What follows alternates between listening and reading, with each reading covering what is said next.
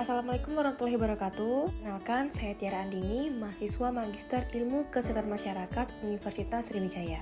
Baiklah, di presentasi ini saya akan membahas analisis kebijakan publik di sektor kesehatan dengan fokus pada Jaminan Kesehatan Nasional atau JKN di Indonesia. Lalu saya akan bandingkan dengan sistem asuransi kesehatan nasional di Korea Selatan.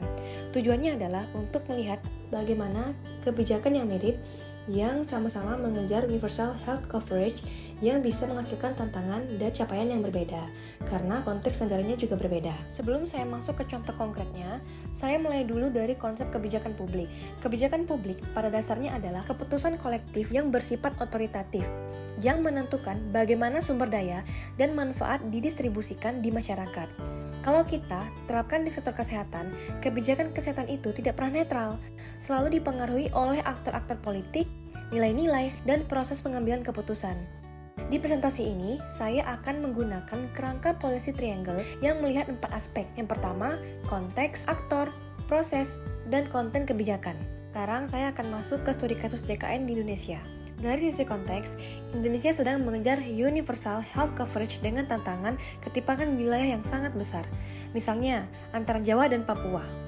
Aktornya juga banyak, seperti Kementerian Kesehatan, BPJS Kesehatan, DJSN, pemerintah daerah, fasilitas pelayanan kesehatan, sampai asosiasi profesi dan masyarakat sebagai peserta. Nah, proses kebijakannya terlihat dari bagaimana JKN masuk ke agenda nasional diformalkan lewat regulasi seperti Perpres 36 tahun 2023, lalu diimplementasikan melalui integrasi berbagai skema dan terus dievaluasi. Dari sisi konten, JKN itu menargetkan perluasan kepesertaan yang sekarang sudah mencapai 98,45% penduduk dengan tujuan melindungi masyarakat dari beban biaya kesehatan. Saya menyoroti beberapa pencapaian JKN. Yang pertama, dari sisi cakupan, JKN itu berhasil menjangkau sekitar 98,45% penduduk Indonesia atau sekitar 278 juta jiwa, yang artinya Indonesia sudah sangat dekat dengan UHC. Yang kedua, dari berbagai studi kita melihat bahwa JKN mampu menurunkan kemungkinan dan besaran pengeluaran langsung rumah tangga untuk layanan kesehatan, terutama bagi kelompok rentan. Namun, di balik capaian ini, masih ada pekerjaan rumah di aspek kualitas layanan, pemerataan fasilitas, dan keberlanjutan pembiayaan. Pertanyaannya, kalau cakupan JKN sudah tinggi, kenapa kebijakan kesehatan masih menjadi isu yang sangat urgent? Yang pertama, walaupun cakupan hampir menyeluruh, disparitas antar wilayah dan antar kelompok sosial masih besar, terutama dalam akses dan mutu layanan. Yang kedua, dari sisi fiskal, kita perlu memastikan bahwa pembiayaan JKN berkelanjutan, sambil tetap menjaga agar pengeluaran dari kantong sendiri atau out of pocket atau OOP terus menurun. Yang ketiga, kebijakan kesehatan punya dampak langsung terhadap kerentanan keuangan rumah tangga, sehingga penguatan JKN bukan hanya isu kesehatan, tapi juga perlindungan sosial. Di sini saya kembali memakai kacamata kebijakan publik untuk membaca JKN. Konteks seperti desentralisasi, kondisi ekonomi, nilai keadilan sosial, dan pengalaman pandemi mempengaruhi arah dan kecepatan reformasi kebijakan kesehatan. Aktor-aktor seperti pemerintah pusat, pemerintah daerah, BPJS, DPR, profesi kesehatan, swasta, media, dan masyarakat membentuk koalisi kepentingan, melakukan negosiasi, dan memframe isu sesuai perspektif mereka. Proses kebijakannya sendiri tidak linear, mulai dari isu masuk agenda, dirumuskan, diimplementasikan, lalu dievaluasi, dan seringkali berputar kembali karena adanya feedback dari pelaksanaan di lapangan. Analisis yang saya gunakan di sini berbasis pada 2 artikel penelitian. Untuk Indonesia, saya menggunakan studi yang melihat bagaimana cakupan JKN mempengaruhi pengeluaran langsung atau OOP, terutama pada populasi rentan. Sementara itu, untuk Korea Selatan, saya memakai artikel yang mengkaji dampak perluasan cakupan asuransi kesehatan terhadap pengeluaran kesehatan secara keseluruhan. Dengan 2 studi ini, kita bisa membandingkan bukan hanya desain kebijakannya, tetapi juga dampaknya terhadap perlindungan finansial masyarakat. Nah, secara garis besar, ada beberapa perbedaan penting antara Indonesia dan Korea Selatan. Indonesia ini melalui JKN sedang bergerak cepat menuju UHC dengan perluasan kepesertaan yang sangat masif dan fokus kuat pada perlindungan finansial lewat skema asuransi sosial nasional.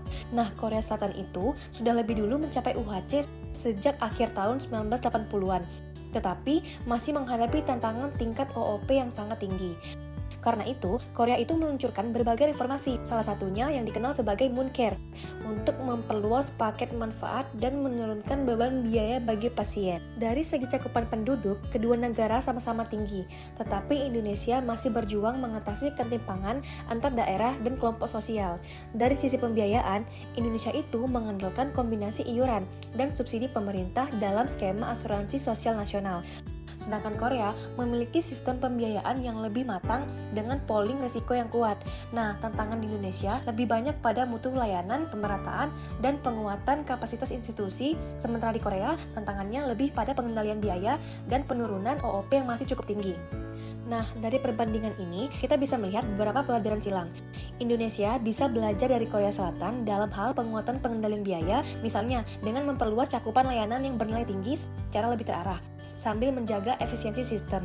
Sebaliknya, Korea Selatan bisa belajar dari Indonesia dalam hal inklusivitas dan integrasi berbagai program jaminan untuk menjangkau kelompok yang paling rentan.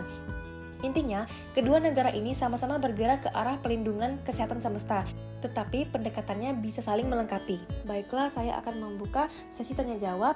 Apabila ada yang ingin ditanyakan, boleh ajukan tangan, silakan. Izin bertanya Kak, mengenai materi presentasi yang Kakak sampaikan tadi. Pertanyaannya, bagaimana cara Indonesia dan Korea Selatan membiayai jaminan kesehatannya dan apa dampaknya di masyarakat? Baik, akan langsung saya jawab. Jadi, Indonesia yang menggunakan JKN atau BPJS Kesehatan, di mana sumber dananya dari iuran peserta seperti pekerja formal, mandiri, dan subsidi pemerintah untuk orang tidak mampu. Ada juga kontribusi dari pemerintah daerah lewat integrasi Jamkesda. Dan nampaknya ke masyarakat, yaitu banyak orang yang dulu tidak mampu berobat, sekarang bisa berobat di puskesmas atau rumah sakit tanpa bayar penuh di depan. Tapi masih ada masalah seperti peserta yang menunggak iuran, fasilitas kesehatan yang penuh dan menunggu lama, dan layanan daerah terpencil yang masih kurang merata. Korea Selatan yang menggunakan NHI atau National Health Insurance, di mana sumber dana terutama iuran wajib pekerja dan perusahaan ditambah subsidi pemerintah. Sistem iurannya itu sudah lama berjalan dan relatif lebih tertib. Dampaknya ke masyarakat, akses layanan lebih merata dan cakupannya hampir seluruh penduduk. Namun karena layanan dan teknologi makin canggih dan mahal, pemerintah harus bekerja keras menahan kenaikan biaya supaya iuran dan belanja kesehatan tidak meledak. Jadi intinya, kedua negara ini pakai prinsip asuransi sosial dan gotong royong. Indonesia masih fokus memperluas akses dan pemerataan layanan. Sedangkan Korea lebih fokus menjaga keberlanjutan dana karena sistemnya sudah maju dan cakupannya tinggi. Baik, ada lagi yang ingin bertanya? Izin Kak, pertanyaan kedua. Jadi dari presentasi tadi, masalah apa saja yang masih dihadapi Indonesia dan Korea dalam menjalankan jaminan kesehatan dan bagaimana kebijakan bisa membantu mengatasinya? Baik, akan langsung saya jawab. Masalah di Indonesia yang pertama adalah pemerataan layanan, di mana di kota besar layanan lebih banyak dan lengkap, sedangkan di desa atau di daerah terpencil dokter dan fasilitas masih kurang. Yang kedua adalah kualitas layanan, di mana peserta JKN kadang mengeluh soal antrian panjang, waktu tunggu lama, dan perbedaan perlakuan antara pasien umum dan JKN. Kemudian yang ketiga adalah keuangan JKN. Kalau banyak peserta menunggak dan biaya klaim tinggi, sistem bisa tertekan dan butuh penyesuaian iuran atau aturan. Dan yang keempat adalah kebijakan yang bisa membantu dengan cara yang pertama, menguatkan puskesmas dan layanan primer, dan mengatur sistem rujukan dengan lebih rapi. Kemudian menyusun regulasi pembayaran rumah sakit yang adil tapi tetap mengendalikan biaya. Masalah di Korea Selatan yang pertama adalah biaya kesehatan yang terus naik karena teknologi medis yang makin canggih, penggunaan layanan tinggi, dan populasi lansia makin banyak. Dan yang kedua adalah OOP atau out of pocket, di mana masih dirasakan berat oleh sebagian kelompok, terutama untuk layanan tertentu yang belum sepenuhnya ditanggung. Dan yang ketiga adalah kebijakan yang bisa membantu dengan cara memperluas jenis layanan yang ditanggung asuransi, tapi dilakukan bertahap dan terukur. Contohnya adalah kebijakan seperti Moon Care. Dan yang kedua adalah mengatur tarif dan pola pembayaran ke rumah sakit supaya tidak mendorong tindakan yang tidak perlu. Yang ketiga itu mendorong pencegahan dan deteksi dini supaya penyakit tidak terlambat dan biayanya tidak membengkak. Jadi kesimpulannya, Indonesia dan Korea sama-sama sudah punya sistem jaminan kesehatan nasional, tapi tantangannya beda level. Indonesia itu masih fokus ke akses dan pemerataan, sedangkan Korea fokus ke pengendalian biaya dan pengembangan manfaat. Jadi, keduanya ini butuh kebijakan yang terus diperbaiki, bukan kebijakan sekali jadi lalu dibiarkan. Gimana, Riri? Demikian presentasi saya ucapkan terima kasih. Wassalamualaikum warahmatullahi wabarakatuh.